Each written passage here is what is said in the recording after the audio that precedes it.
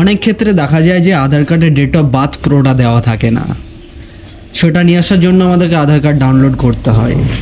এবং আমাদের দেখা যায় যে আধার কার্ড যদি কখনো আপডেট করি, তাহলে সেই আপডেটটা দেখার জন্য ঠিক হয়েছে কি না সেটা দেখার জন্য আমাকে সাইবার ক্যাফে যেতে হয়।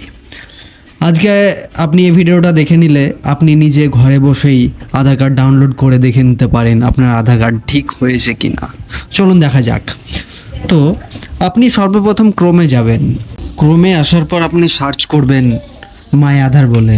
উপরে যেটা আসবে এটাতে ক্লিক করবেন মাই আধার। তারপর নিচে স্ক্রল করে নিচে আসবেন, নিচে লেখা থাকবে update demographics data checking status. এটা ওপেন হওয়ার পর লগ ইন করবেন। লগ ইন হয়ে গেলে ইন্টার আধার নাম্বার, আপনার আধার নাম্বারটা এখানে দিয়ে দেবেন। নিচে ক্যাপচারটা দেবেন।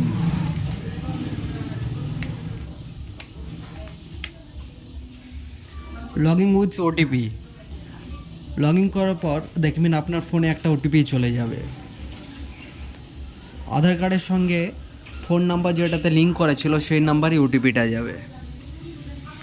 ওটিপিটা চলে আসলে এখানে টুকে দেবেন।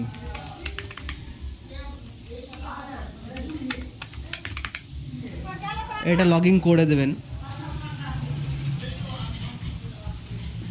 এটা ওপেন হয়ে গেছে।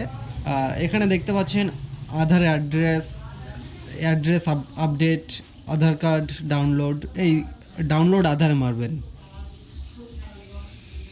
পুরো ডিটেলস চলে এসছে আমার। এখানে ডাউনলোডে মারলি এটা ডাউনলোড হয়ে যাবে।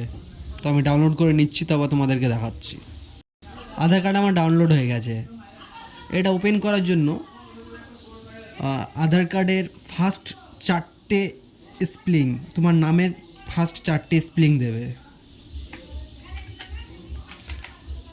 ডেট অফ বার্থের লাস্টেকার ইয়ার যেটা আছে জাস্ট ইয়ারটা দেবে। ইয়ার দিয়ে সাবমিট করে দেবে।